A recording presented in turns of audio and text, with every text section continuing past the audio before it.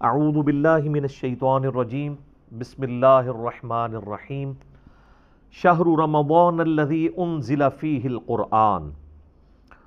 رمضان کا مہینہ تو وہ مہینہ ہے جس میں قرآن نازل ہوا، قرآن اتارا گیا۔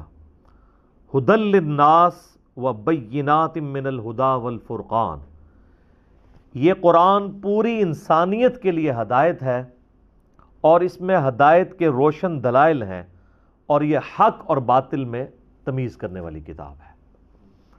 یہ بڑی مشہور آیت ہے، میں نے اکثر اوقات قرآن حکیم کی جب بھی اہمیت کے اوپر زور دینا ہوتا ہے تو میں اسی آیت کو کوٹ کرتا ہوں، شہر رمضان الذی انزل فیہ القرآن ھدی للناس وبینات من الہدی والفرقان۔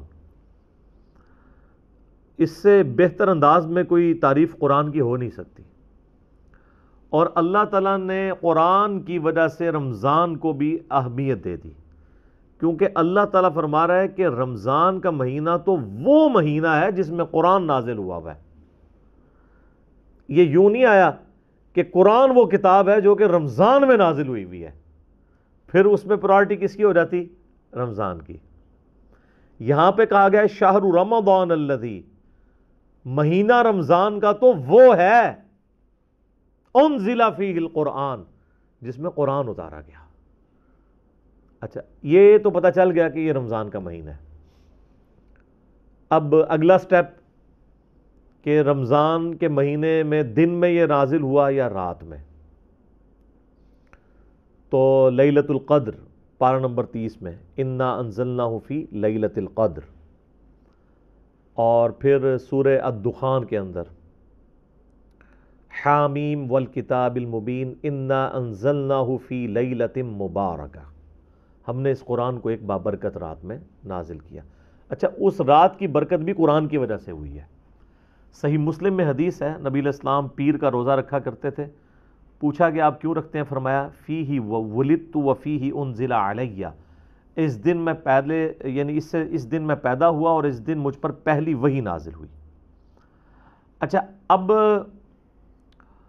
ہم عموماً جب اردو لنگوسٹک میں دن کی بات کر رہے ہوتے ہیں تو ہم فرق کرتے ہیں، دن ایک پورے 24 گھنٹے کے دن کو بھی دن کہا جاتا ہے، اور اگر آپ لیل اور نہار کا فرق کریں یعنی ڈے اور نائٹ کا، تو ان معنوں میں تو 12 گھنٹے کا دن اور 12 گھنٹے کی رات۔ نبی علیہ السلام جو یہ پیر کے دن کی بات کر رہے ہیں تو پیر کے دن سے مراد آپ پیر کا پورا دن لے رہے ہیں، اور پیر کا پورا دن ہوگا اتوار والے دن مغرب سے لے کر پیر کی مغرب تک۔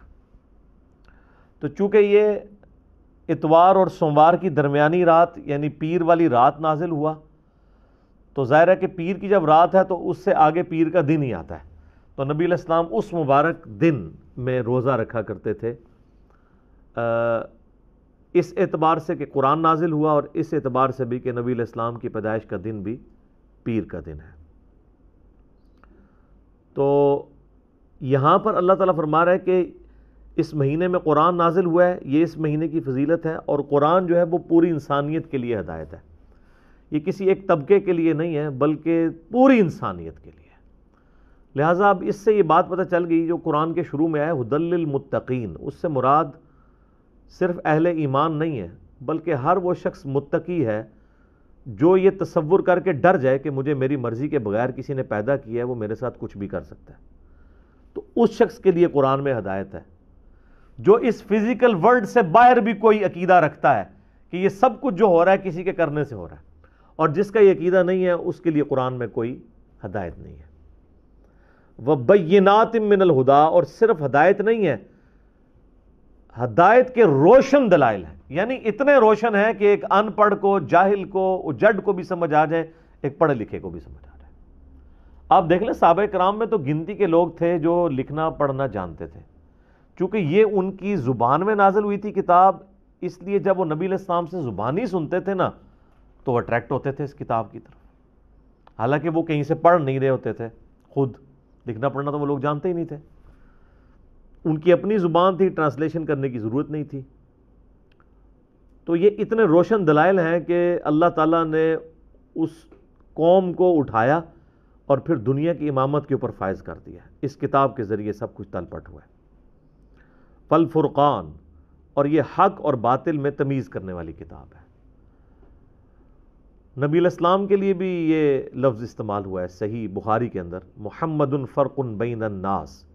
دو فرشتے آپس میں گفتگو کرتے ہوئے نبی الاسلام یعنی وہ اس کو روایت کر رہے ہیں۔ ایک فرشتہ دوسرے سے کہتا ہے کہ یہ محمد وہ ہے جو حق اور باطل میں تمیز کرنے والی شخصیت ہے۔ تو قرآن بھی الفرقان ہے، اور سراپا قرآن مجسم، یعنی قرآن اگر جسم کی حالت میں آتا تو نبی الاسلام کی مبارک ذات ہے۔ جو صحیح مسلم میں حدیث ہے، سیدہ عائشہ سے پوچھا گیا کہ نبی الاسلام کے اخلاق کیسے تھے؟ اخلاق سے مراد آپ کے شمائل، آپ کی کردار، آپ کی صفات، آپ کا اوڑھنا بچھونا، آپ کس طرح کے انسان تھے؟ تو انہوں نے کہا قرآن نہیں پڑھتے ہو؟ قرآن ہی نبی الاسلام کا اخلاق تھا۔ یعنی قرآن کو جو مطلوب انسان ہے نا، اگر پرفیکٹ فارم میں کوئی موجود ہے روئے ارض کے اوپر تو محمد رسول اللہ صلی اللہ علیہ وآلہ وسلم کی مبارک ذات ہے۔ تو ہم اسی لیے آپ کو قرآن مجسم کہتے ہیں کہ قرآن اگر انسانی شکل میں آتا، کوئی جسم اڈاپٹ کر کے، تو نبی الاسلام اس کی پریکٹیکل مثال ہے۔ خیر اس پہ تو اب بہت کچھ بولا جا سکتا ہے، میں اسی کے اوپر اکتفا کرتا ہوں۔ فَمَنْ شَهِدَ مِنْكُمُ الشَّهْرَ، تو جو کوئی تم میں سے اس مہینے کو پائے، فَلْيَصُمْ، تو اسے چاہیے کہ وہ رمضان کے مہینے کے روزے رکھے۔